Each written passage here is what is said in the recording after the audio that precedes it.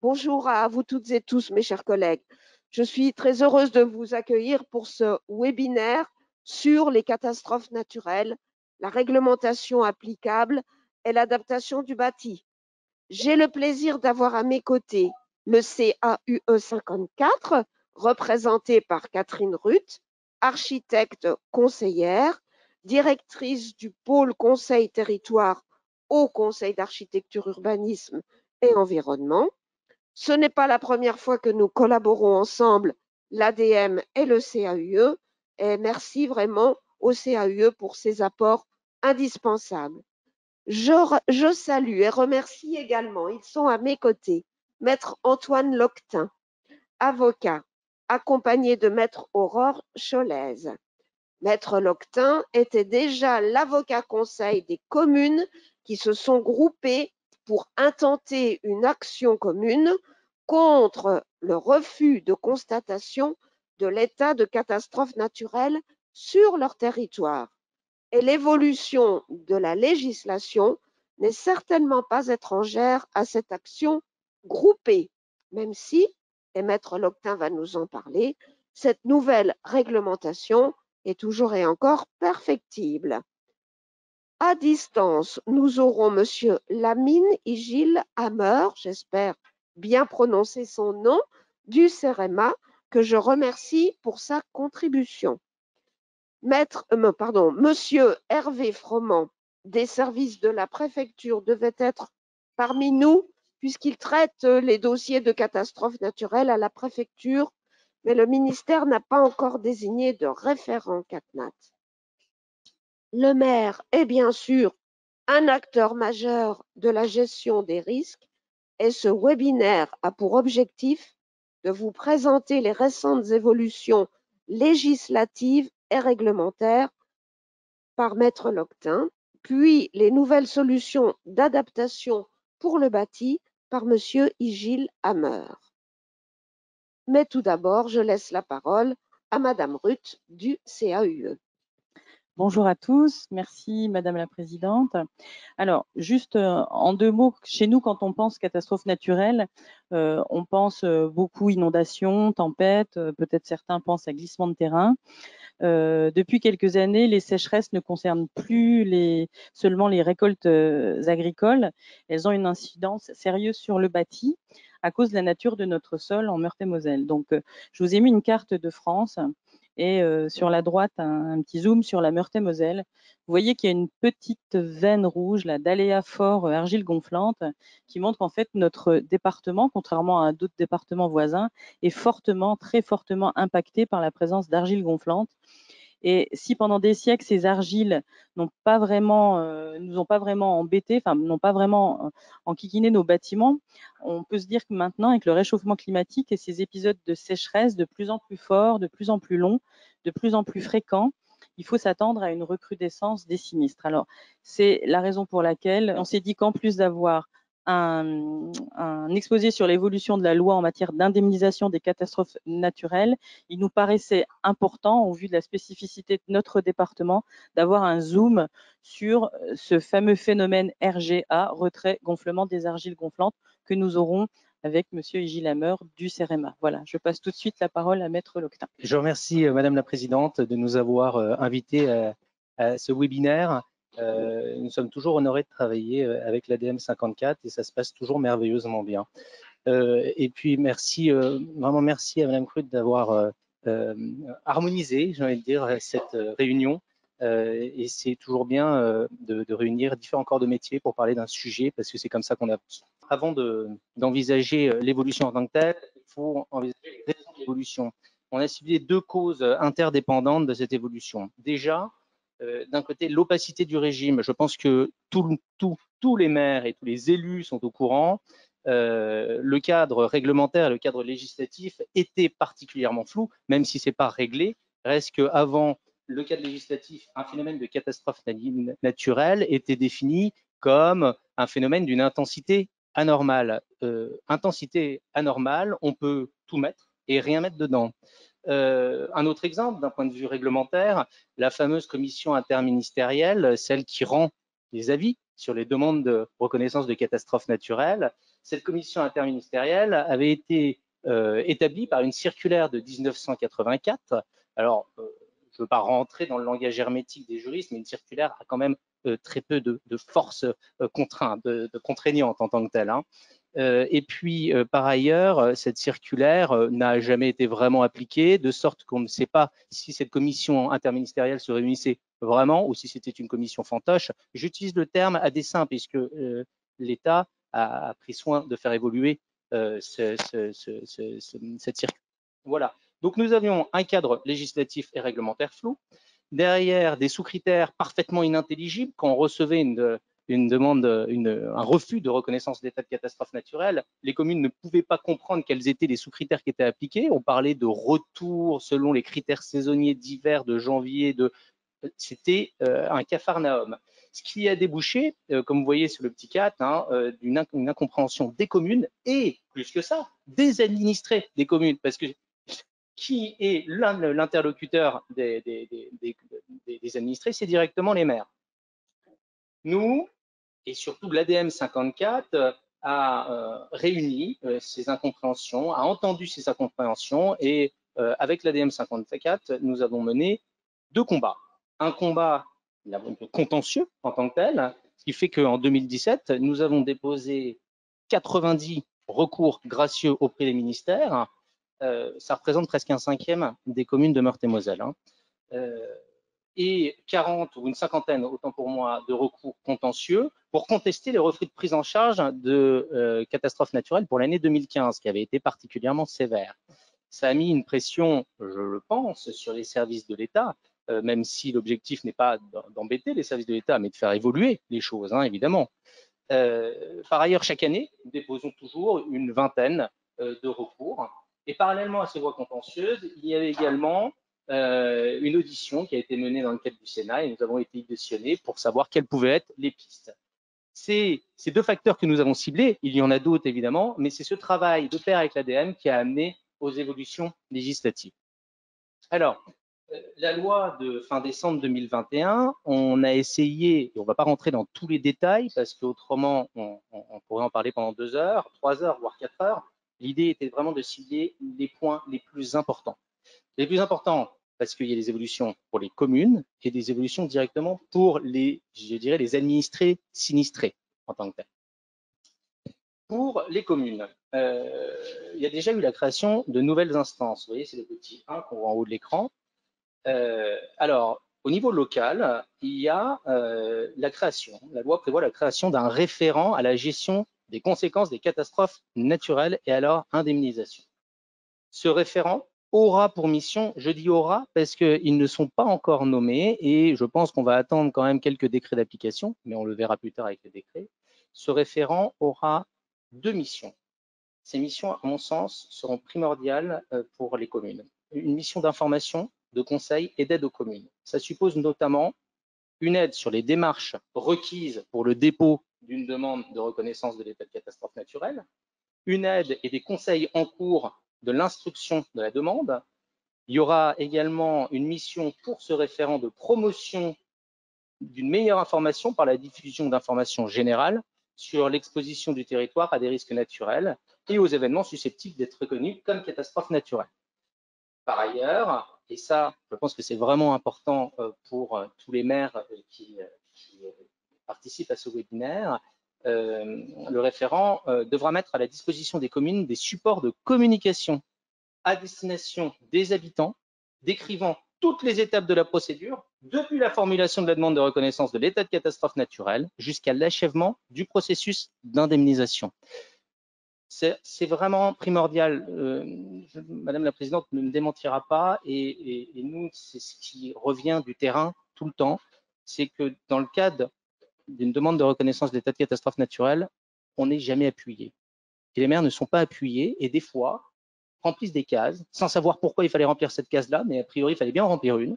Et on se voit refuser des fois pour des périodes, alors que si on avait mis toute l'année, on aurait été accepté.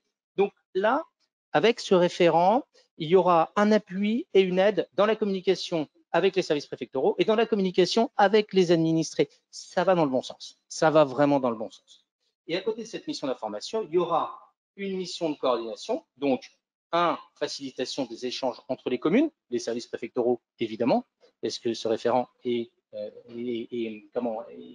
placé auprès du préfet, tant pour moi, et puis aussi avec les assureurs, très important. Par ailleurs, il devra également établir un rapport une fois par an sur les demandes qui ont été formulées dans le cadre du département. Et surtout, et ça c'est un point important, je pense qu'il y a une prise de conscience des pouvoirs publics, le référent informera et mobilisera les dispositifs d'aide et d'indemnisation susceptibles d'être engagés après la survenue d'un événement climatique exceptionnel reconnu comme catastrophe naturelle ou non. C'est-à-dire qu'on commence à prendre en compte la circonstance qu'il y a des milliers d'administrés sinistrés qui, lorsqu'il n'y a pas de reconnaissance d'état de catastrophe naturelle, peuvent bénéficier d'indemnisation. C'est une première étape.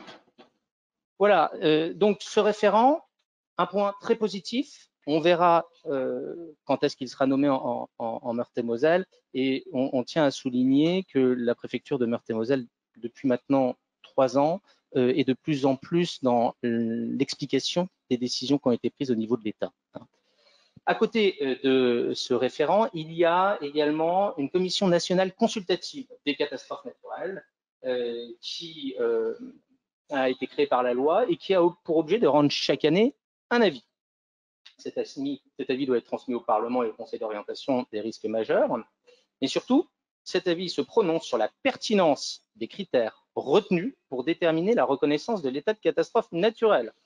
C'est un point également majeur, puisque, et on le verra par la suite, il faut absolument actualiser la définition d'une catastrophe naturelle. Il faut absolument actualiser les critères retenus pour déterminer si on est dans le cadre d'une catastrophe naturelle. Or, ces critères étaient figés depuis des années, et là, avoir une commission qui se saisit du problème, ça va dans le bon sens. Certes, il y a encore un rapport, mais ça va déjà dans le bon sens.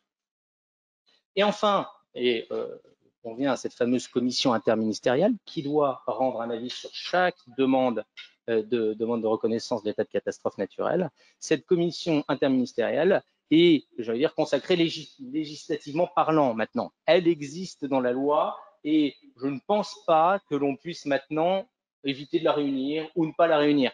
Elle existe.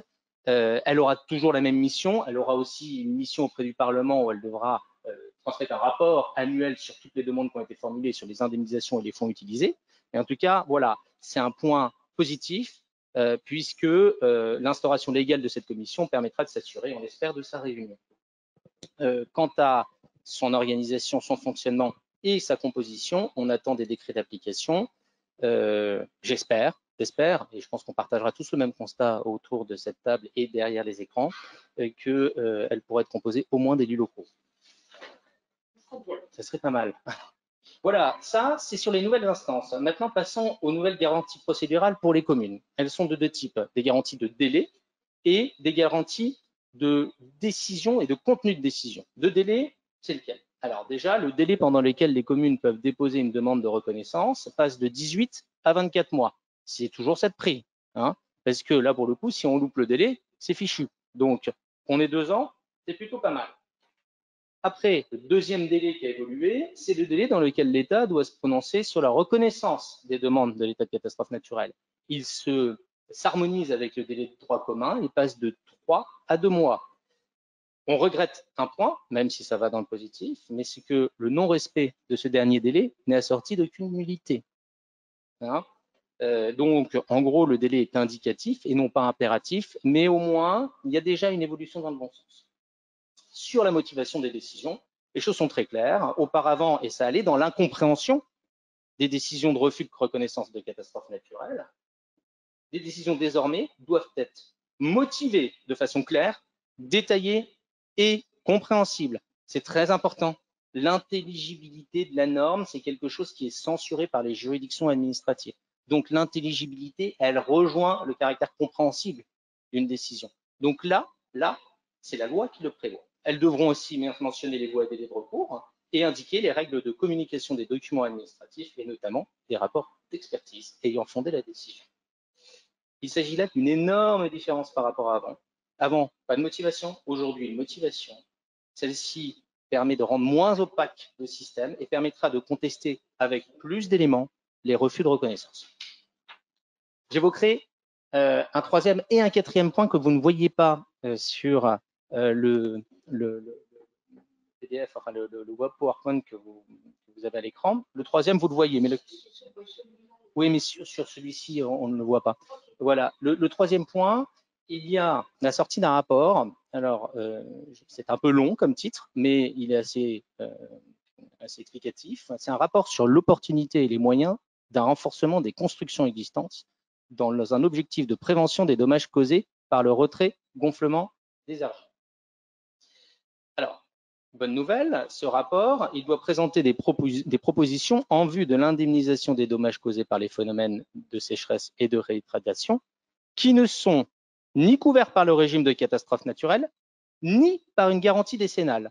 On a eu l'occasion d'échanger avec Mme Fruth sur ce point auparavant. Là, on est sur un point majeur. Toujours pareil, ça va dans le sens de, en dehors de la reconnaissance d'une catastrophe naturelle, on pourrait voir à terme, si tout ça est concrétisé, un fonds d'indemnisation qui serait créé pour les sinistrés, ce qui est vraiment important à notre sens. Le point négatif, c'est que ce rapport devait être mis au plus tard le 1er juillet 2022.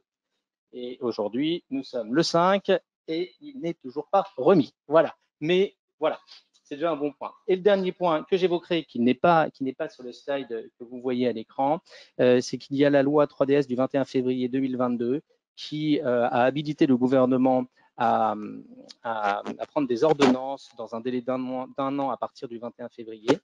Et cette ordonnance qui justement pour prendre toute mesure ou promulguer toute mesure relevant du domaine de la loi afin d'améliorer la prise en charge des conséquences exceptionnellement graves sur le bâti et sur les conditions matérielles d'existence des assurés, des désordres causés par les phénomènes de mouvement différentiel.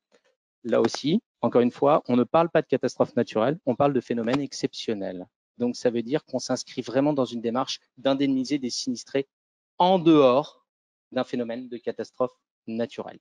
Voilà les points que je voulais évoquer à destination des élus, mais aussi indirectement des administrés. Et puis, Maître Cholez va prendre le relais pour vous exposer les évolutions de la loi à destination des administrés sinistrés assurés. Je pense que là, on a tous les termes. Voilà. Et je vous remercie. Alors effectivement, pour ma part, je vais compléter les propos de mon confrère. Si cette réforme a marqué une avancée des garanties procédurales pour les communes, elle a également marqué une avancée dans les droits des administrés, tant d'un point de vue procédural que d'un point de vue indemnitaire. En premier lieu, cette réforme met en place de nouveaux délais et obligations entre les administrés sinistrés et leurs assureurs qui entreront en vigueur au 1er janvier 2023. Le premier délai qui est modifié grâce à cette réforme est le délai qui est mis à la charge de l'administré pour déclarer le sinistre à son assureur, et ce délai passe désormais de 10 jours à 30 jours à compter soit de la connaissance du sinistre par l'administré, soit de l'arrêté de catastrophe naturelle. Alors, il faudra bien conseiller à vos administrés, si jamais ils vous posent la question, de déclarer en tout état de cause le sinistre dans les 30 jours où ils en ont connaissance et de ne pas attendre l'arrêté de catastrophe naturelle qui sera postérieur. Il vaudra mieux compléter et refaire une deuxième déclaration au moment où l'arrêté de catastrophe naturelle sera publié. Il vaut mieux faire plus que pas assez, et on ne pourra pas reprocher à un administré assuré sinistré d'avoir fait 2 déclarations. En revanche, on pourra lui reprocher d'avoir fait une déclaration trop tardive et de ne pas avoir déclaré son sinistre dans les 30 jours dans lesquels il en a eu connaissance. Ensuite, l'assureur, à compter de cette déclaration de sinistre de la part de son assuré, a 1 mois à compter de la déclaration du sinistre pour informer l'assuré administré des modalités de mise en jeu de sa garantie et ordonner au besoin une expertise. À compter ensuite du rapport d'expertise définitif, ou s'il n'y a pas eu de rapport d'expertise, à compter de la remise d'un état estimatif qui sera transmis par l'administré assuré, l'assureur aura 1 mois pour formuler une proposition d'indemnisation ou de réparation en nature. À compter de l'accord de l'assuré administré ensuite, l'assureur aura 1 mois soit pour missionner une entreprise dans le cadre d'une réparation en nature, soit 21 jours pour verser l'indemnité d'assurance. Ce délai est prévu par les textes à peine de sanction, puisque si l'assureur ne verse pas cette indemnité dans les 21 jours de l'accord de l'assuré, À ce compte-là, l'indemnité non versée dans ce délai portera intérêt au taux légal passé ce délai. Il est à noter également qu'au terme de cette réforme, et en toute hypothèse, dès l'instant où il y aura un arrêté de catastrophe naturelle qui sera publié, l'assureur devra verser une indemnité provisionnelle dans les 2 mois de cet arrêté. Avec cette précision que ces délais que je viens de vous exposer sont des délais minimums prévus par la loi, mais auxquels le contrat d'assurance peut déroger de manière uniquement favorable, plus favorable aux administrés. En aucun cas, le contrat d'assurance pourra prévoir des délais qui seront moindres, mais si le contrat d'assurance prévoit des délais plus favorables aux administrés, c'est bien sûr ces délais contractuels qui devront trouver application. Au-delà de ces nouveaux délais et obligations, la réforme apporte également des avancées favorables aux administrés sur le plan de leur indemnisation, puisqu'il y a une évolution du régime d'indemnisation sur 2 points. Tout d'abord, une évolution du régime de la franchise, puisqu'avant on avait un système de franchise qui était peu bénéfique pour l'administré assuré, qui se voyait imposer une franchise décidée par son assureur sur la base de critères assez flous et différents d'un assureur à l'autre. À compter du 1er janvier 2023, ce ne sera plus le cas, puisqu'il y a une harmonisation des caractéristiques de la franchise pour l'ensemble des administrés qui va intervenir, avec un décret qui va paraître et qui va définir les différents critères qui seront pris en compte pour l'évaluation de la franchise. Alors, on attendra le décret d'application pour voir avec précision quels critères seront retenus, mais forcément, il y aura déjà des critères qui tiendront aux sinistrés. Est-ce que c'est une personne particulière, un privé? Est-ce que c'est un professionnel? Il y aura forcément aussi un critère sur les caractéristiques du bien sinistré ou encore sur l'aléa. Mais en tout état de cause, ces mêmes critères s'imposeront à tous les assureurs et donc il y aura vraiment une harmonisation pour les assurés qui leur sera bien plus favorable. Deuxième évolution également au niveau de la franchise, les administrés ne pourront plus subir de modulation de franchise en fonction de l'existence ou non d'un plan de prévention des risques naturels dans la commune. Il n'y aura plus d'incidence pour les administrés sinistrés assurés, avec cette précision que cette disposition ne s'applique pas aux communes, qui pourront, elles, toujours se voir appliquer une modulation de cette franchise pour leurs biens sinistrés s'il n'y a pas de PPRN sur sa commune. Deuxième évolution aussi du régime d'indemnisation au niveau de l'extension des frais qui seront indemnisables à compter du 1er janvier 2023 au plus tard, ou avant si le décret d'application paraît avant. Outre l'ensemble des frais afférents aux travaux à réaliser à la suite du sinistre, seront également pris en charge les frais de relogement d'urgence des administrés sinistrés lorsque le bien objet du sinistre constitue leur résidence principale. La loi prévoit également la prise en charge et l'indemnisation des frais d'architecte ou de maîtrise d'œuvre nécessaires pour la réalisation des travaux de réfection. Avec cette précision, là encore, puisque si l'administré, dans ce cadre-là, conteste le montant de l'indemnisation qui lui est proposé par son assureur, il pourra demander une contre-expertise et l'assureur sera même dans l'obligation de l'informer de cette possibilité pour lui de demander une contre-expertise. Donc là encore, c'est une avancée très bénéfique pour l'assuré qui pourra avoir une double garantie pour vérifier qu'il sera bien indemnisé à hauteur réellement du préjudice qu'il aura subi du fait du sinistre.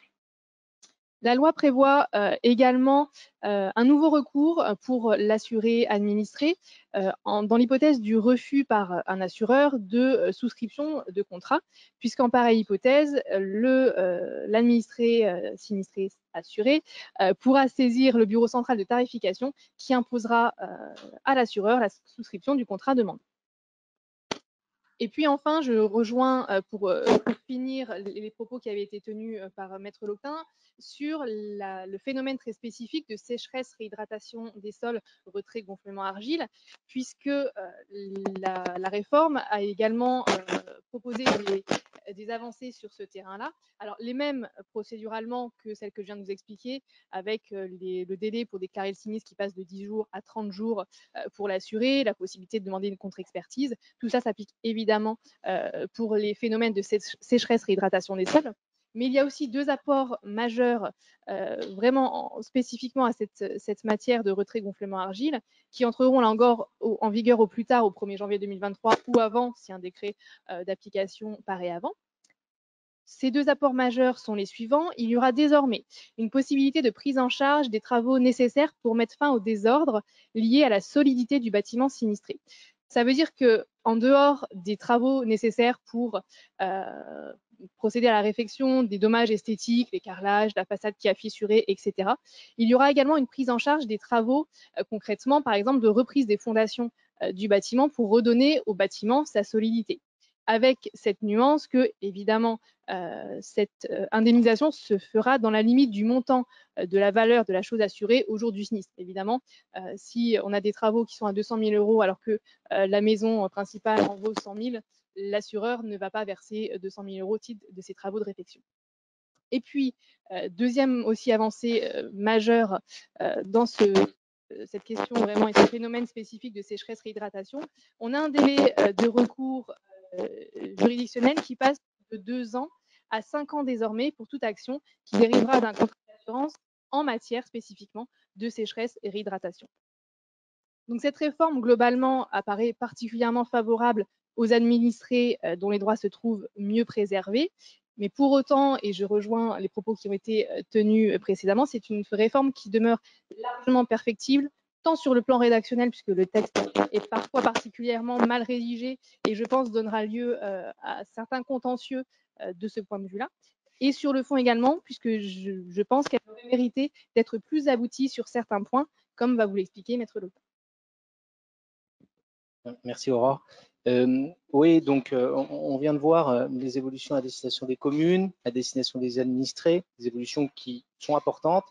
Il reste qu'effectivement, on a des regrets et je pense que ça va être corrigé hein, dans le futur à force de faire pression.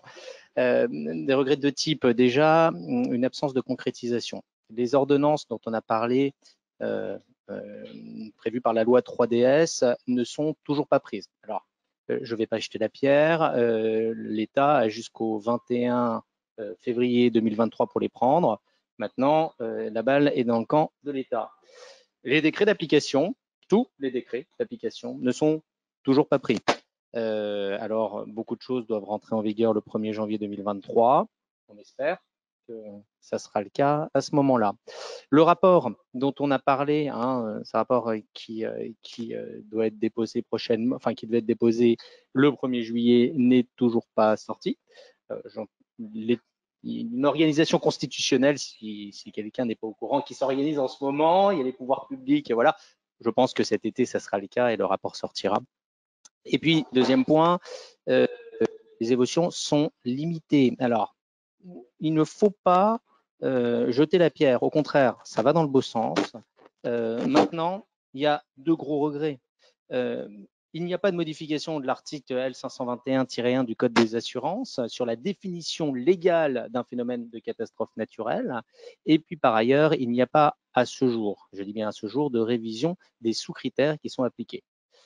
D'où notre dernier point, et on terminera par ça, sur les préconisations. Alors, on est bien peu de choses hein, pour émettre des préconisations déjà à l'État et aux communes, parce qu'on n'est pas au contact du terrain tout le temps, mais en tout cas, voilà, quelles sont les idées vers là où on doit tendre. Déjà, à destination de l'État, réécrire l'article L125-1. L'article L125-1, comme je vous le disais en introduction, il vient dire que la catastrophe naturelle, c'est un phénomène d'une intensité anormale. Le problème, c'est qu'il faut revoir ça et basculer plutôt sur les dégâts qui sont occasionnés. On ne peut pas dire qu'on n'est pas dans le cadre d'un phénomène de catastrophe naturelle lorsqu'il y a 2000, 3000, voire 4000 administrés dans un département qui voient leur maison fissurée et voire à la limite de la destruction. Donc, nécessairement, il faut revoir la définition légale en y intégrant l'importance des dégâts. Ça, c'est le premier point. Revoir les sous-critères d'application. Je me suis amusé à ressortir des papiers qui avaient été envoyés à l'appui de la notification des décisions de refus. J'ai essayé de relire les sous-critères, même quand c'est expliqué, je ne les comprends pas. Donc, il faut revoir ça. C'est-à-dire qu'on ne peut pas parler de 20 années de retour avec la réhydratation en pluviométrie sans donner un élément objectif de compréhension. D'où d'ailleurs l'intérêt de la loi, et là-dessus on ne va pas jeter la pierre, c'est qu'ils doivent maintenant prendre des décisions compréhensibles. Voilà. À destination des communes. Pardon. Deux points. à mon sens, on est dans une zone grise à ce jour. Pourquoi? Parce que les communes, elles délivrent des autorisations d'urbanisme. Et un jour, ça va arriver, il y a des administrés qui vont arriver en disant « mais j'engage la responsabilité de la commune parce que vous avez délivré une autorisation d'urbanisme alors que vous auriez dû m'informer de ce qu'on était sur un sol faiblement argileux, moyennement argileux, voire fortement argileux. » Alors certes, dans le fortement argileux, dans le cas des PPRL, mais il n'y en a pas autant que ça, des PPRL. Ils doivent mentionner cette carte. Mais moi, je pense qu'il y a un moment, il va falloir intégrer dans les PLU et les PLUI les cartes aléa argile et celles de 2019. Il faudrait les intégrer et mettre massivement des réserves dans le cadre des délivrances des permis de construire en indiquant, vu la carte aléa argile et impliquer l'administré en disant, voilà, il y a ça. Et puis d'un point de vue technique aussi, un jour, il va falloir mettre dans les plans locaux d'urbanisme des points de vue technique de fondation. Je pense que ça sera vraiment important, c'est-à-dire vraiment de cibler sur des sols particulièrement argileux, de dire, bon, on doit mettre des fondations de 5 mètres, on doit mettre des fondations de 7 mètres. Voilà, c'est des pistes de réflexion. On n'a pas la science infuse, mais je pense que c'est important d'aller dans le sens-là pour les communes. Et on peut le faire dès aujourd'hui, ça. Et par ailleurs, au niveau, alors, spécifiquement de la commune en tant que telle, il faut une diffusion massive de l'arrêté de reconnaissance. Ça, c'est déjà au service de vos administrés et aussi pour protéger un petit peu la commune. Comme on l'a vu, l'administré, il a maintenant 30 jours. C'est rentré en vigueur les 30 jours où ils sont rentrés le 1er janvier 2023. 1er janvier 2023, il a 30 jours pour, une fois qu'il y a l'état de reconnaissance naturelle qui a été autorisé, pour saisir son assurance. Bon, mais encore faut-il qu'ils soient informés. Alors les communes, elles se dépêtent comme elles peuvent, elles essaient de publier, d'afficher, mais il faut aller vraiment encore plus loin. Il faut peut-être faire des fichiers des administrés qui sont pleins des fissures au sein de la commune, envoyer des mails, publier par les sites internet, en tout cas, utiliser massivement tous les moyens de communication et utiliser les services, j'ai envie de dire, du référent qui va intervenir et les supports de communication qu'il va donner pour diffuser l'information comme quoi il y a une reconnaissance d'état de catastrophe naturelle. Donc bonjour à tous. Merci pour cette invitation pour parler de l'impact du retrait gonflement des sols argileux sur les maisons individuelles, sachant que ce phénomène touche aussi les routes départementales. Donc, il touche essentiellement les structures légères qui sont construites sur ce type de sol. Vous avez ici ma présentation qui est intitulée « Impact du changement climatique sur le phénomène du RGA », donc on l'appelle RGA, retrait gonflement des sols argileux, et la sinistralité sécheresse, nouvelle solution d'adaptation pour le bâti. Voilà.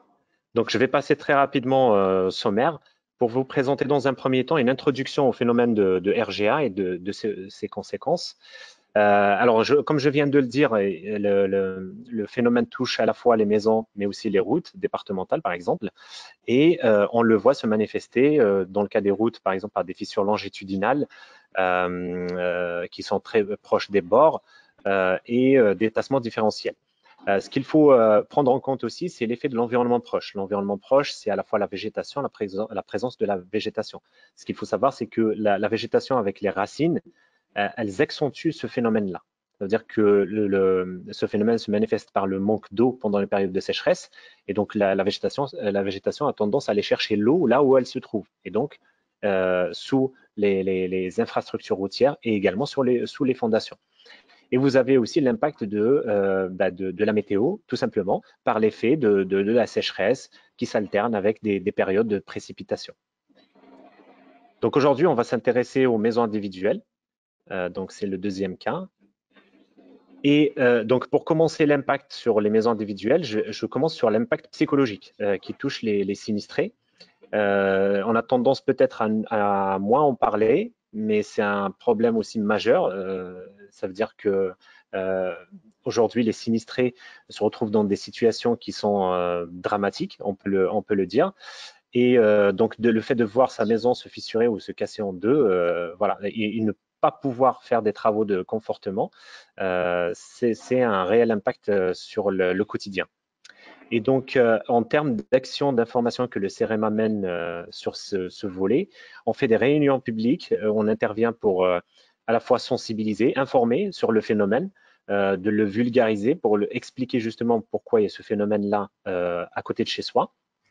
Et puis, on fait aussi des enquêtes terrain. Donc, on va à la rencontre des sinistrés sur le terrain pour recueillir leurs préoccupations. Donc, comment ils vivent le sinistre, comment ils se sentent accompagnés par les collectivités, par exemple, par les services compétents ou techniques, et donc de faire des remontées sous forme de contributions à des travaux qui sont en cours, des travaux gouvernementaux, par exemple, le dernier rapport de la Cour des comptes, et le dernier rapport du Conseil économique et social.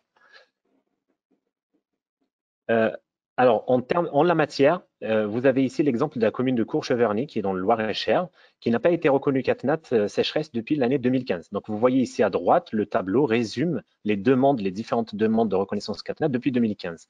Et la commune n'a toujours pas été reconnue CatNat, sachant que si on regarde l'exposition RGA, certes, ça reste une indication sur la cartographie du BRGM qui est indicative. On voit quand même que la majorité du territoire est exposée fortement ou moyennement. Alors, ce qui est encore plus particulier, c'est qu'en 2016, la commune a connu une inondation importante. Donc, pour ces sols-là, qui se gorgent d'eau pendant les périodes de précipitation et qui rétrécissent pendant la période de sécheresse, le fait de subir une inondation en 2016, puis une sécheresse importante en 2017 qui sont enchaînées avec les sécheresses jusqu'en 2020, sachant que celles de 2018 et 2020 étaient vraiment très importantes, ça a amplifié les conséquences sur le bâti et donc on a eu beaucoup de dommages. Et c'est un dommage qui n'a pas été conforté vu qu'il n'y a pas d'arrêté CatNat pour indemniser. Et le dommage qu'on ne conforte pas eh ben, va se dégrader davantage au fil du temps. Voilà. Alors, en fait, ce phénomène de retrait-gonflement, il existe depuis plusieurs années. Il est très bien documenté.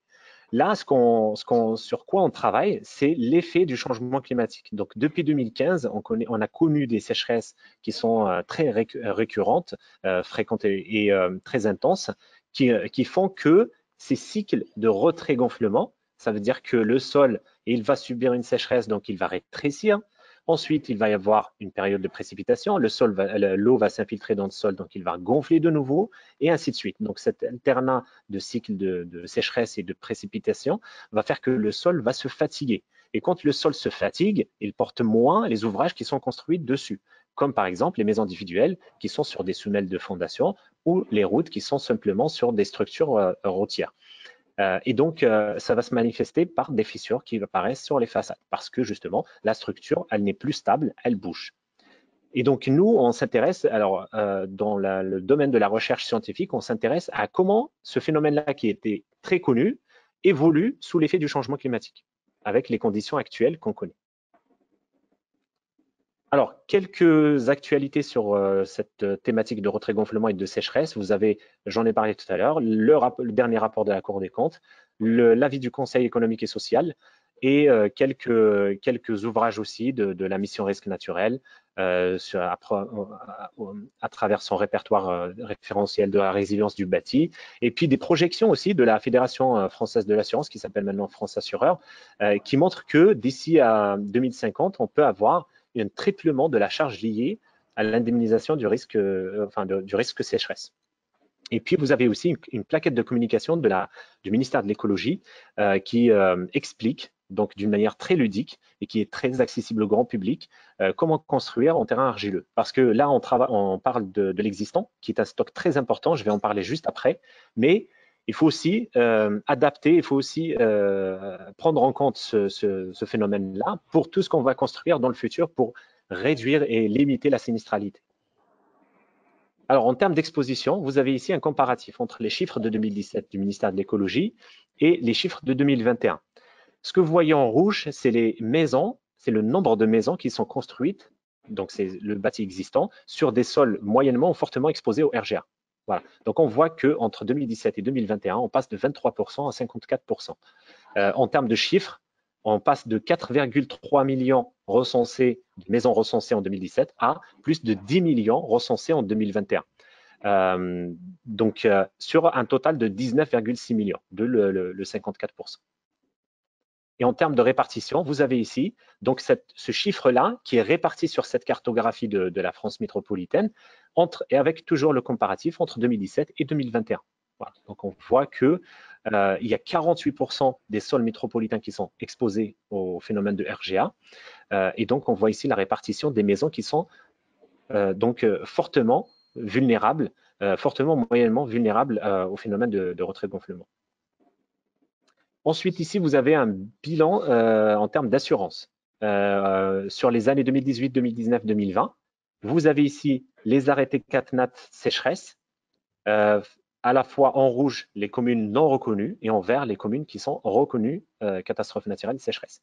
Et en termes de coûts, on le voit ici, en comparant avec les autres catastrophes naturelles, eh ben, la sécheresse coûte quand même à une part très importante sur ces 3 années en 2018, 2019 et 2020. Alors, maintenant, pour vous expliquer un peu le phénomène, je vous montre quelques schémas. Alors, si on parle de sol, le sol est composé à la fois des grains solides, c'est ce qu'on prend par exemple dans la main, il est composé d'eau et d'air. Et donc, quand le sol est saturé, ça veut dire qu'il n'y a que de l'eau et les grains solides, c'est la partie marron que vous voyez ici et la partie bleue. Là, on dit que le sol est saturé. Le sol est saturé, ça veut dire qu'il n'y a pas de tension dans le sol. Quand on a de l'air qui s'infiltre, par le fait que l'eau s'évapore pendant les périodes de sécheresse, pendant les périodes de canicule, on va avoir un troisième élément qui est l'air à l'intérieur du sol. Et cet air peut créer des tensions, c'est des différences de pression, entre l'eau et l'air. C'est cette tension-là qui provoque le phénomène de retrait. Et donc, le phénomène de retrait, ça veut dire qu'il va y avoir des vides qui se créent dans le sol. Et donc, il va y avoir de la fissuration qui se crée dans le sol et qui va affecter, qui va altérer les propriétés du sol, et donc il va être moins apte à porter les structures ou même les poids des structures qu'on a construites dessus. Alors, on parle de sol argileux, on ne parle pas d'argile parce que l'argile, c'est plusieurs familles d'argile. Vous avez ici 2 exemples, la kaolinite et la smectite. Ce sont des argiles qui peuvent être de cette forme-là, donc c'est généralement des feuillets qui s'empilent et qui créent des particules, plusieurs particules, ça crée un agrégat, et donc l'agrégat, c'est le sol qu'on voit à l'œil nu. Vous voyez une photo ici. Donc, il y a des argiles, on va dire, qui sont plus gentilles, comme la kaolinite, qui gonflent peu, donc elles ne sont pas sujettes au phénomène de retrait-gonflement. Et il y a des argiles qui sont très problématiques, comme les smectites ou ce qu'on appelle les momorionites, qui sont très gonflantes. Ça veut dire que leur structure minéralogique, et qu'on voit ici, elle est apte à recevoir un volume d'eau important. Donc, elle gonfle davantage. Et donc, c'est ces sols-là, ces argiles-là, qui sont contenus dans des sols, en général, qui posent ce problème de retrait-gonflement. Alors ça, c'est pour vous expliquer un peu qu'est-ce que c'est que le retrait et qu'est-ce qui se passe pendant le gonflement. Donc, pendant le retrait, c'est quoi? C'est une déformation du sol. Ça veut dire qu'il y a des températures élevées, il y a un manque d'eau parce que c'est une période de sécheresse. Donc, l'eau qui est contenue dans le sol va s'évaporer. Donc, ça, c'est ce qu'on appelle le séchage. Donc, ça va sécher. Et quand ça va sécher, ça va créer des vides. Et ces vides-là, ça va permettre aux particules de sol de se rapprocher, donc de se déformer. C'est ça le retrait.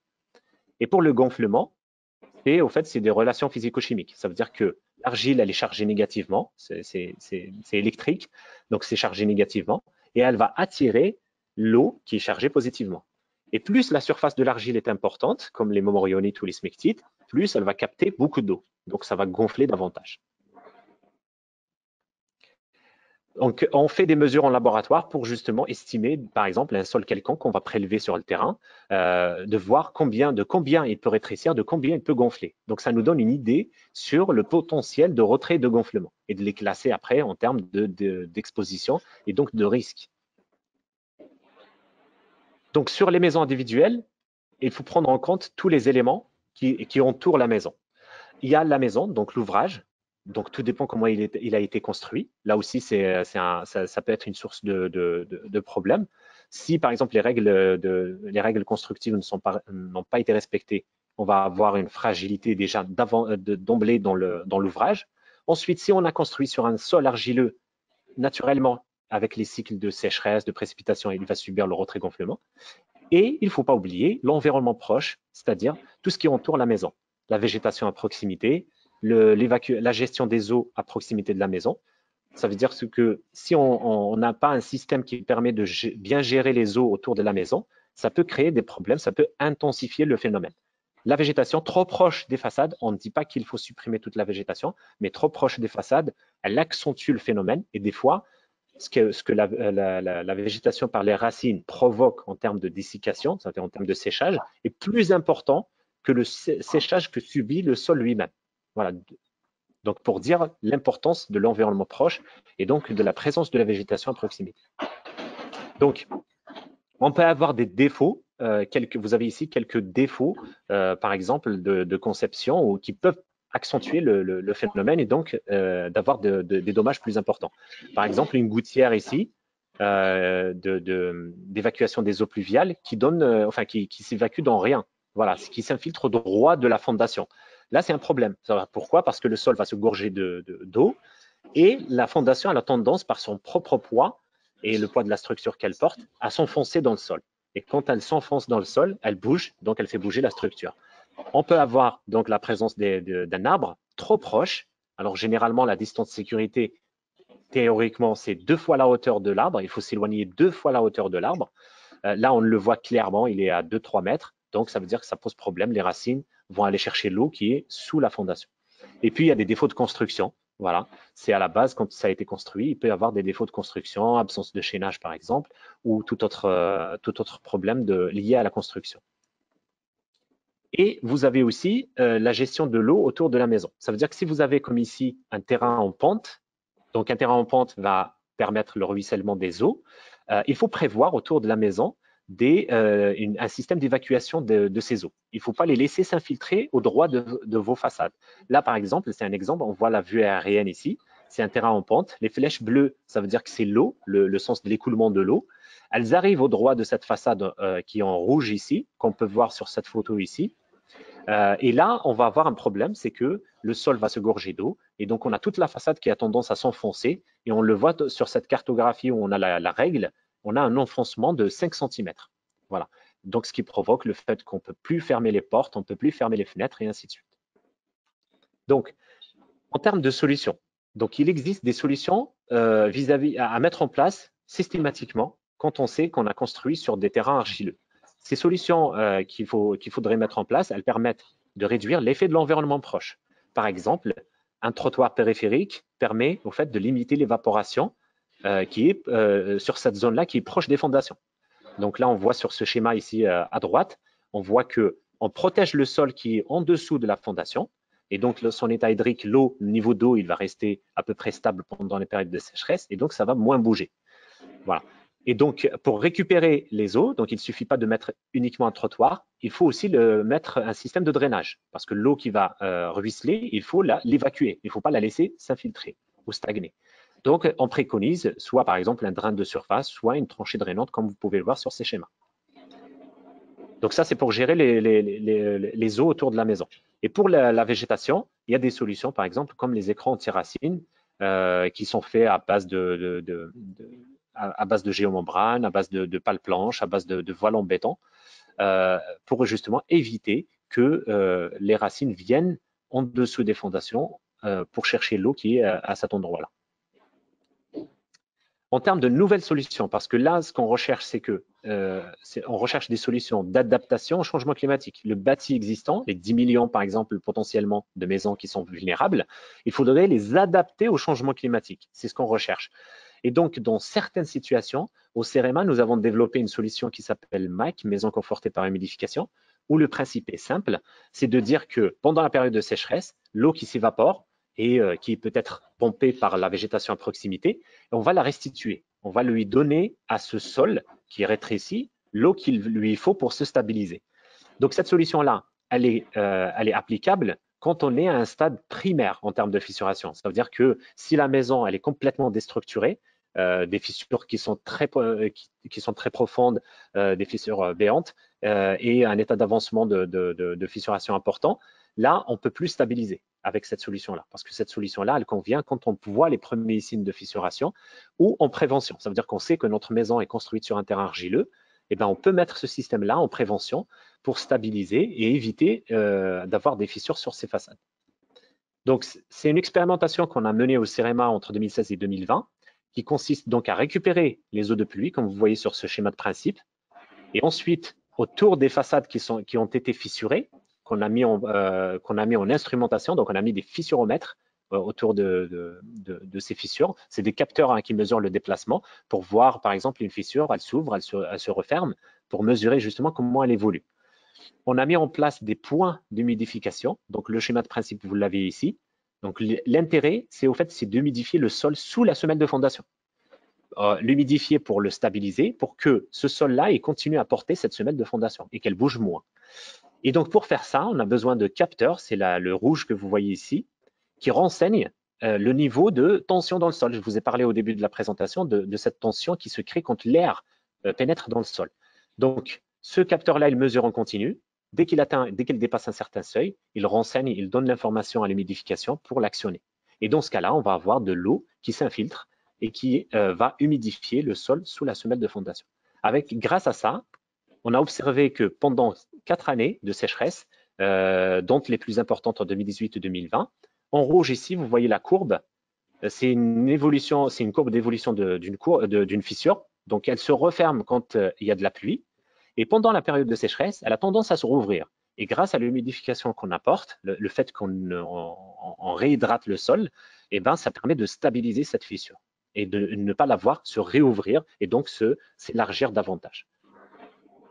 Et donc aujourd'hui, on travaille sur le développement de cette solution. Donc il faut la mettre en place, mais avant de la mettre en place et de la commercialiser, l'idée c'est de vérifier la répétabilité de cette solution parce qu'on l'a testée sur une seule maison. Donc là, l'idée c'est de voir sur plusieurs maisons dans différentes régions de France si les résultats qu'on obtient sont similaires et donc sont encourageants. On travaille donc sur ce volet-là.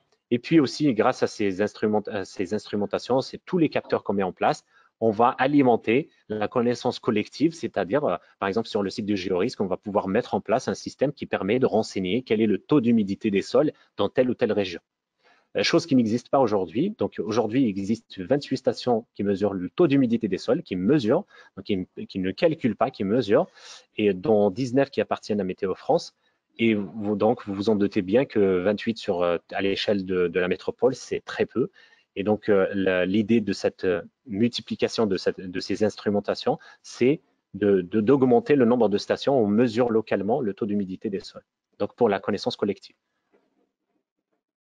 Et on travaille aussi en parallèle sur d'autres principes, comme par exemple, là, je vais poursuivre sur la solution MAC, Maison confortée par humidification. Notre ressource, c'est l'eau de pluie. Donc là, on essaie de trouver une autre ressource qui est valorisable aussi, c'est l'eau usée domestique. Donc on se dit que les eaux, par exemple, de la salle de bain, de la cuisine, localement, on peut les filtrer grâce à un filtre écologique qui ne nécessite pas beaucoup d'installation, enfin qui n'est pas lourd en installation, qui permet de filtrer les particules polluantes et de garder une eau pas potable, mais qui permettrait de l'utiliser pour réhydrater les sols. Voilà. Donc on travaille sur cette piste-là. On travaille aussi sur, par exemple, réutiliser les huiles végétales recyclées pour justement créer un film autour de l'argile pour la protéger de l'évaporation. On travaille aussi sur l'ajout de sable parce que le sable, en fait, mélangé avec l'argile, il va diminuer sa plasticité et donc le sable va rendre l'argile moins problématique. Voilà. Donc on travaille aussi sur cet aspect-là et puis on travaille aussi sur l'ajout de lait de chaux pour réduire sa sensibilité à ces variations de teneur en eau. Voilà, donc j'arrive à la fin de ma présentation. J'espère que je n'ai pas dépassé mon temps. C'est juste pour vous dire en quelques mots que depuis 2015, donc on ressent de plus en plus l'effet du changement climatique, des sécheresses de plus en plus fréquentes et de plus en plus intenses. Sur les ouvrages qui sont construits sur des sols argileux qui sont sujets à ce phénomène de retrait-gonflement, elles subissent donc les dommages comme les routes et les maisons individuelles. Dans ce contexte du changement climatique, ce qui conviendrait, c'est l'adaptation du bâti existant. Donc là, j'en ai pas parlé du bâti neuf, mais là, la nouvelle réglementation, elle est censée justement réduire la sinistralité dans le futur. Mais pour l'existant, pour le stock existant qui est la priorité, l'idée, c'est de l'adapter, de l'accompagner dans l'adaptation au changement climatique. Et donc, de trouver des solutions économiques, accessibles à tous et durable, parce que l'intérêt, c'est d'avoir des solutions qui tiennent longtemps. C'est pour ça que nos expérimentations et nos essais prennent, en termes de temps, minimum 3 ans. Donc, sur 3 cycles de sécheresse, de précipitation, pour le tester. Voilà. Et donc, j'ai fini ma présentation. Merci, Monsieur Igilamer. Merci beaucoup pour cette présentation. Je regarde à l'écran si nous avons des questions des collègues. Pas de questions pour le moment. Moi, j'ai une question. Évidemment, pour toutes les constructions neuves aujourd'hui, on demande une étude de sol, même 2 études de sol. La première par le propriétaire du terrain. Bon, bien souvent, quand une commune fait un lotissement communal, elle fait une étude de sol, ce qui ne dispense pas bien évidemment l'acheteur de chaque parcelle de faire son étude de sol. Donc, on connaît très précisément l'état du sol pour les nouvelles constructions, mais pour des constructions plus anciennes, comment est-ce qu'on pourrait être sûr que c'est bien le retrait-gonflement de l'argile qui serait à l'origine de fissures, si des fissures apparaissent dans une maison déjà ancienne? Alors, en fait, moi, pour vous répondre, je vous dirais clairement, c'est l'étude de sol. C'est pour ça que, en termes de diagnostic que fait l'expert lorsqu'il y a reconnaissance catastrophe naturelle sécheresse, le fait de se baser uniquement sur des observations visuelles, ça veut dire de venir sur place, de voir s'il y a des arbres à proximité, l'environnement proche, donc la gestion des eaux autour de la maison, ou même la nature des fissures, ne suffit pas en tout cas pour dire que c'est lié à la sécheresse. Ce qui est indispensable, c'est de réaliser une étude de sol, parce que l'étude de sol va nous renseigner sur la composition géologique et donc minéralogique des couches de sol qui existent sous les fondations. Et c'est là qu'on va voir, est-ce que c'est ce type d'argile qui est très plastique, donc en classe en A4 sur la classification GTR, qui existe en dessous de la semelle de fondation. Généralement, la couche qui est exposée au séchage et au phénomène de retrait-gonflement, c'est les 2 premiers mètres du sol. Donc, pour l'identifier, il faut absolument faire une étude de sol pour confirmer que c'est lié à ce phénomène-là. J'ai aussi une petite question. Vous avez évoqué, je ne me souviens pas le nom exact, mais votre solution qui a été testée sur une Mac, c'est ça, qui a été testée sur une maison déjà. Est-ce que avoir des fondations suffisamment solides pour les nouvelles constructions suffit, ou est-ce qu'on doit d'ores et déjà envisager pour des administrés de leur préconiser les fondations et 2, éventuellement, un système d'humidification par la suite? Alors, a priori, pour les nouvelles constructions, si on suit les résultats de l'étude de sol, parce qu'il ne suffit pas de faire une étude de sol. L'intérêt de la nouvelle réglementation, c'est pas de montrer un document où on atteste qu'on a fait une étude de sol. L'idée, c'est de dimensionner suffisamment les fondations pour répondre à ce qui a été caractérisé par l'étude de sol. Voilà. Donc déjà, à ce niveau-là, normalement, on devrait être solide en termes de construction. Après, le système de réhydratation peut être aussi utilisé en prévention. Ça veut dire qu'on sait qu'on construit sur un terrain qui est très argileux, donc il va naturellement subir le retrait-gonflement, et on peut prévoir un système contrôlé qui permet de réhydrater le sol pendant les périodes de sécheresse. Donc l'un n'empêche pas l'autre, mais à mon sens, il faut se focaliser sur l'étude de sol, les résultats de l'étude de sol, parce que ça vous donne la carte d'identité du sol sur lequel vous voulez construire, et bien dimensionner, bien suivre la réglementation technique pour bien dimensionner les fondations. Il y a beaucoup de villes, et c'est le cas de la ville de Nancy ou de la métropole, je ne sais plus, qui proposent en fait, pour lutter contre l'îlot de chaleur urbain, des plantations en pied de façade. Alors, il ne s'agit pas d'arbres, mais c'est des plantations, des petites plantations. Donc, c'est vrai que moi, je suis toujours prudente par rapport justement à ces phénomènes de RGA, d'autant qu'on a vu sur la carte du département que Nancy est bien sur un sol d'aléas fort ou moyen. Et puis, quand j'ai présenté votre expérimentation à notre paysagiste au CAUE, il s'est dit, si on arrose les fondations, on pourrait peut-être en profiter pour mettre un potager en pied de façade. Voilà. Est-ce que c'est possible, si on contrôle l'hydratation, d'avoir quand même de la végétation en plus de l'hydratation des sols?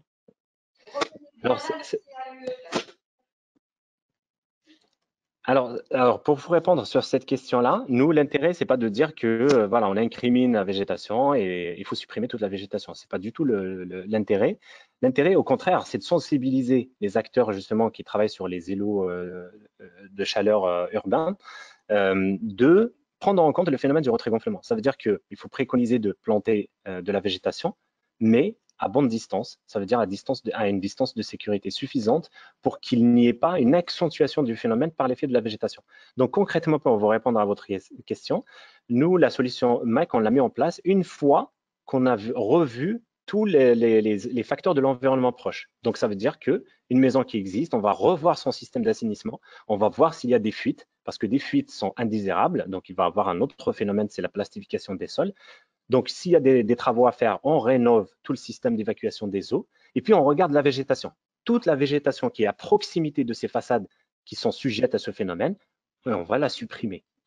Voilà. Donc, ça veut dire que pour mettre en place ce système-là, on ne va pas réhydrater pour mettre la végétation parce que sinon, on va avoir un effet inverse, contre-productif. Ça veut dire qu'on n'aura pas stabilisé suffisamment le sol en dessous des fondations. Est-ce que les maisons accolées dans les villages russes sont moins sensibles au RGA?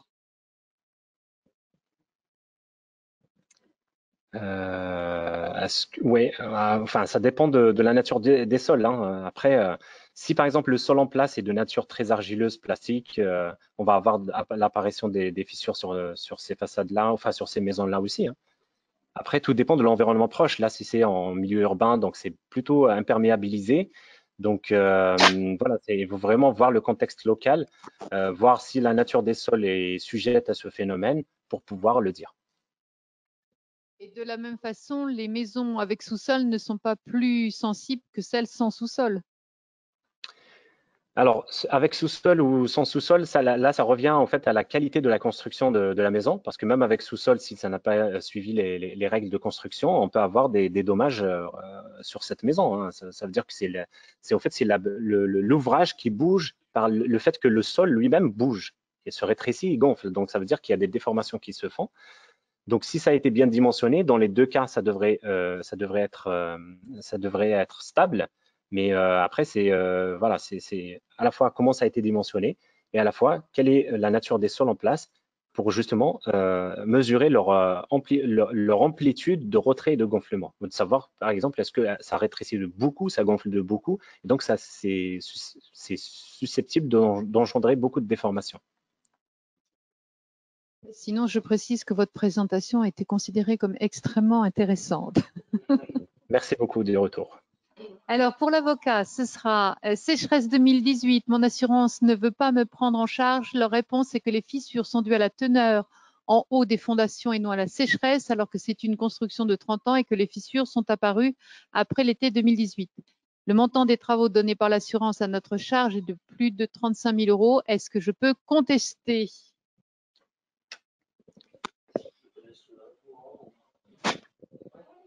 Oui, alors là, j'en reviens à ce que disait M. Higilammer.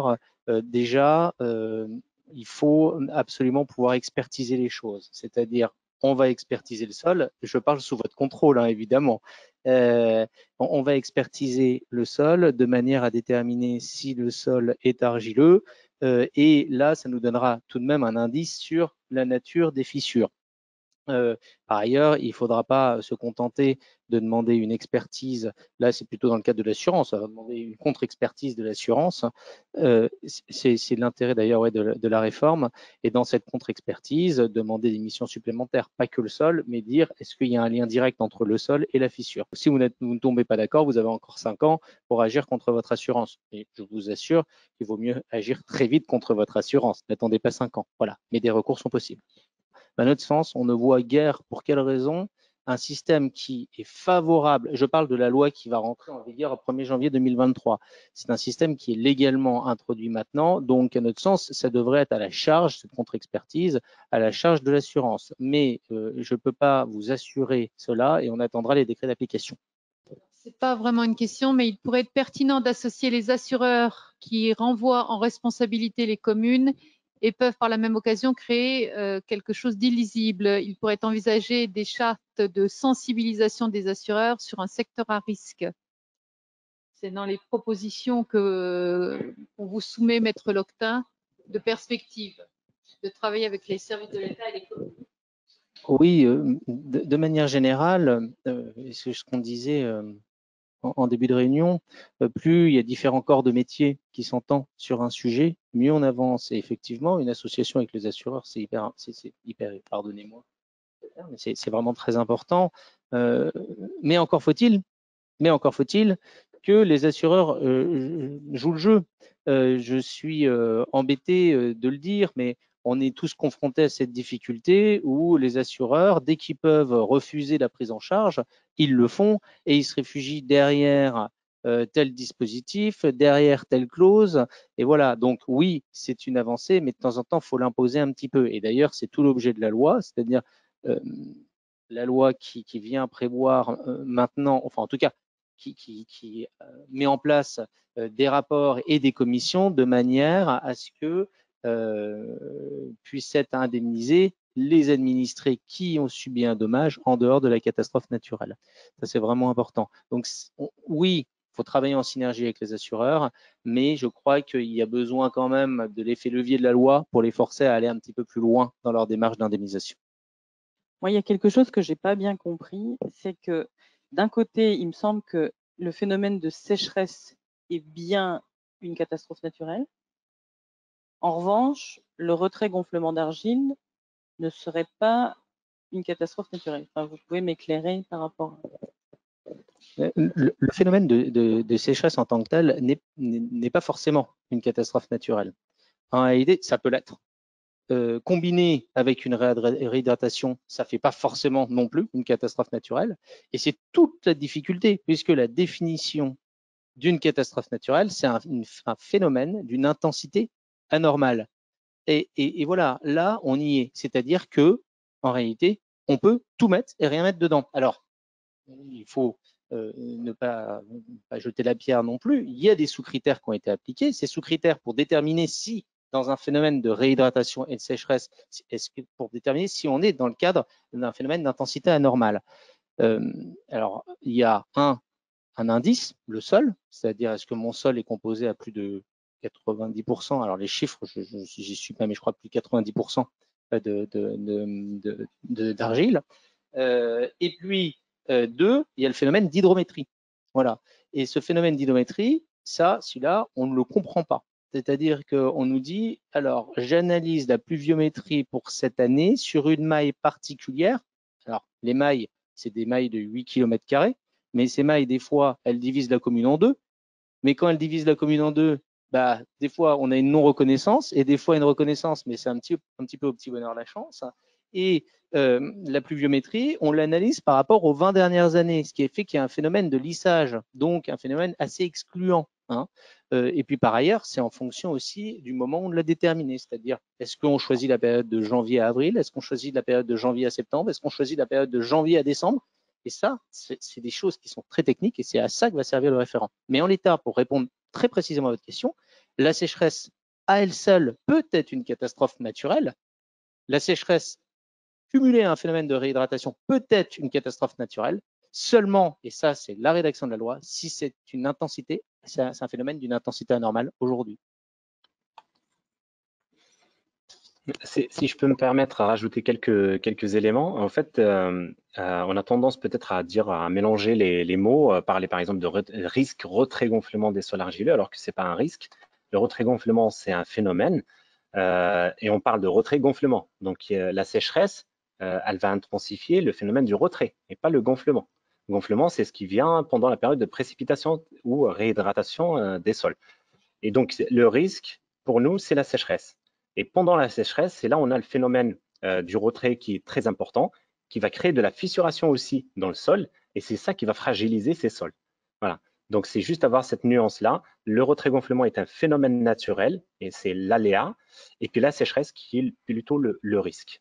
Ce qu'on observe, enfin en tout cas moi, les rapports d'assurance que des particuliers, des sinistrés ont pu me montrer, je ne sais pas si c'est général en France, mais en effet, et vous l'avez un peu éclairé, Monsieur Higilamer, c'est en gros les argiles gonflantes ne sont pas la cause déterminante du sinistre, mais coupez vos arbres. Alors, vous avez bien expliqué que les arbres, en effet, accentuaient le phénomène de dessiccation des sols. Mais est-ce que pour autant, alors je pose la question à la fois à Maître Loctin et à Monsieur Higilammer, est-ce une raison pour se dédouaner en fait de la responsabilité du retrait gonflement des argiles? Puisque les arbres ne font qu'accentuer certes le phénomène, mais le phénomène il est quand même là avec ou sans arbres. Exactement. En fait, le phénomène lui-même, quand on parle de retrait-gonflement, qu'est-ce qui va subir le retrait et le gonflement? C'est le sol. Donc, on parle de la partie sol. Il est accentué par la présence de la végétation, du fait que les racines vont aller chercher l'eau. Donc, ça veut dire que la dessiccation qui provoque le retrait va être accentuée par cette présence des racines qui vont venir chercher cette eau. Donc, ça veut dire que il ne faut pas incriminer tel ou tel facteur, mais plutôt faire une analyse globale. Et c'est ce que je vous disais tout à l'heure. Il faut prendre en compte la construction, est-ce qu'elle a été construite aux normes. Il faut prendre en compte le sol en place, donc faire une bonne étude de sol pour justement bien caractériser les sols en place, dire est-ce que c'est des argiles qui sont très gonflantes, est-ce que c'est des sols qu'on a généralement l'habitude de voir et qui posent problème, et puis caractériser l'environnement proche. On ne s'arrête pas qu'à la végétation, il faut aussi voir s'il n'y a pas de fuite dans les systèmes de gestion des eaux autour, soit des fuites d'ouvrages existants, soit de la conception même du système d'évacuation des eaux autour. Je vous ai montré tout à l'heure l'exemple concret de la maison avec la façade et le jardin en terrain en pente qui permet le ruissellement de toutes les eaux et qui s'infiltre au droit de toute cette façade-là, où il n'y a prévu aucun système de drainage, donc qui s'est vu cassé en deux parce que justement, il y a une façade qui s'enfonce dans le sol. Donc, pour moi, je dirais qu'il faut regarder, analyser plutôt l'ensemble du problème et pas uniquement telle partie ou telle partie. Oui, merci, je rejoins parfaitement votre analyse. Après, d'un point de vue purement juridique, l'origine du dommage, c'est le sol. Hein. Évidemment, vous aurez toujours quelqu'un, si jamais on vient vous réclamer de l'argent, un assureur, ou on demande de l'argent à une commune ou à l'État, de manière générale, parce que, bah, écoutez, moi, j'ai ma maison qui se fissure, je ne sais pas pourquoi, on m'a autorisé à construire. Bah, évidemment, en défense, on va dire, oui, mais attendez, peut-être, vous avez raison, c'est le sol. Reste que moi, j'atténue ma responsabilité, parce que, bah, vous voyez, vous avez ici un arbre, et cet arbre, bah, si vous l'aviez coupé, peut-être que vous n'auriez pas eu autant de fissures. Et peut-être, c'est un risque. Je ne dis pas que c'est ça qui va se produire, mais c'est une possibilité d'argumentation en défense qui peut être parée. Hein. Il y a des arguments au contraire qui viennent dire, attendez, moi, j'avais aucune obligation, cet arbre-là, il était là avant. Enfin, bon, mais en tout cas, il faut l'avoir à l'esprit. Un jour, quand il y aura des actions en responsabilité, l'État ou les assureurs, ils se défendront comme ça, à mon sens. Nous avons une précision entre l'humidité d'un sol en permaculture ou inversement en culture sol nu, la différence est du simple au double. Alors c'est vrai que nous, généralement, en mécanique des sols, on parle de phénomène de succion ou de succion, comme on peut le prononcer aussi, alors que dans l'agriculture, on parle de tension, de pression ou d'humidité des sols. Après, ça reste vraiment le taux de l'eau, de présence d'eau dans le sol qui nous intéresse tous, et la présence de l'air qui provoque justement ce phénomène de succion. J'ai une question également par rapport aux nouvelles constructions, parce que dans nos villages lorrains, avec nos murs bien épais dans nos anciennes maisons, on a quand même justement en façade beaucoup de poiriers ou une vigne ou à minima une glycine. Et ces maisons-là n'ont jamais de problème. Enfin, jamais, peut-être pas, mais sont-elles moins, ou alors ces anciennes maisons sont-elles moins sensibles au phénomène retrait-gonflement? Alors, c'est vrai que ce qu'on a constaté jusque-là, c'est que les maisons anciennes ne bougeaient pas. Ça veut dire que d'ailleurs, même les maisons sans gouttières, donc qui permettent naturellement à l'eau de pluie, par exemple, de s'infiltrer et qui permet de réhydrater le sol naturellement, ne se fissuraient pas. Par contre, sur ces 4 dernières années, on constate que même ces maisons anciennes commencent à montrer des signes de fissuration.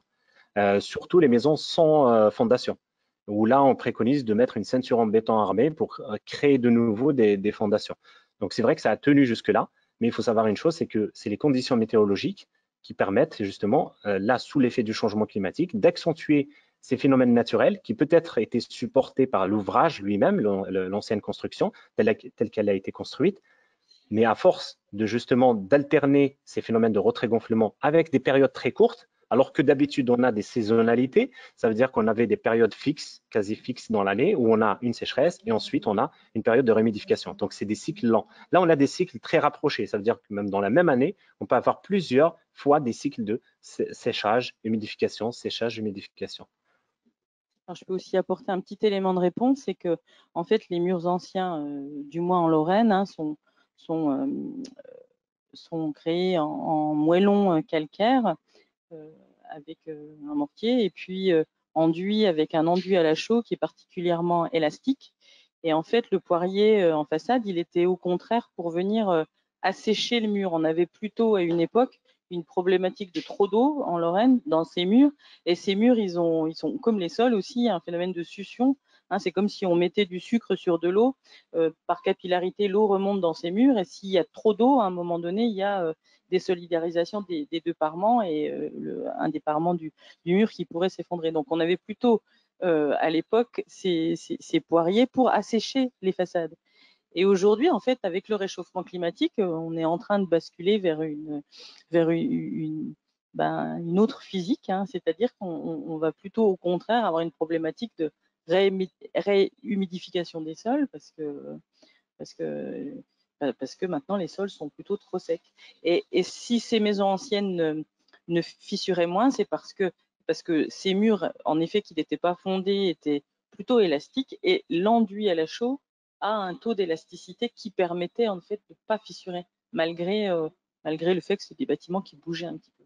Je voulais juste rappeler pour les biens des communes qu'il y a deux systèmes de financement qui sont en place pour la région, lorsque l'état de catastrophe naturelle a été décrété sur le territoire d'une commune. Le conseil régional donc du Grand Est, la région Grand Est, prend en charge les dépenses d'investissement à hauteur de 20%, plafonnées à 20 000 euros, après déduction évidemment des mécanismes assurantiels. Ce dispositif, vous pouvez le retrouver sur le site de la région et il faut déposer la demande une fois que vous avez reçu l'arrêté de classement en catastrophe naturelle.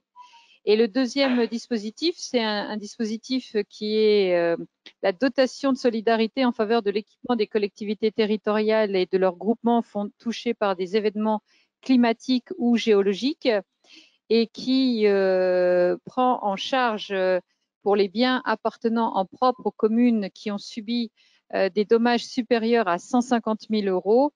De la même façon, une partie du montant des dégâts. Et de la même façon, on peut le retrouver sur le site de la préfecture. Voilà, je voulais vous préciser qu'il y avait quand même ces deux financements qui pouvaient intéresser les collectivités, puisqu'ils sont assez récents. Pour terminer sur une petite note positive, que tout le monde, voilà. Oui, non, la loi est vraiment positive et je crois qu'il faut s'inscrire dans cette logique et ne pas relâcher la pression, continuer, mobiliser les communes comme l'ADM sait le faire. Et à terme, il y aura déjà une évolution importante et ne plus se concentrer sur les réparations de façade et envisager, comme le disait M. Gilles Hammer, vraiment une solution pérenne et dans le temps, ce que prévoit d'ailleurs les assurances. C'est-à-dire maintenant, dans la loi, il est possible de revoir complètement et de réparer complètement sa maison de manière à ce que ce ne se reproduise pas. Bien, écoutez, nous n'avons plus d'autres questions. Donc, je pense que nous allons clôturer cette réunion. Je remercie bien sûr en votre nom Catherine Ruth du CAUE, maître Antoine Loctin et maître Aurore Cholez. pour leurs informations précieuses, positives. Voilà. Et bien sûr, Monsieur Igil Hammer du CEREMA pour sa présentation également très précise. Et puis, mes chers collègues, je vous invite à nous faire remonter également toutes vos questions sur ce sujet. Merci à tous pour votre participation à cette nouvelle forme de communication née en 2020, le webinaire. Merci à vous tous, mes chers collègues. Bonne soirée à vous tous. À bientôt. Merci.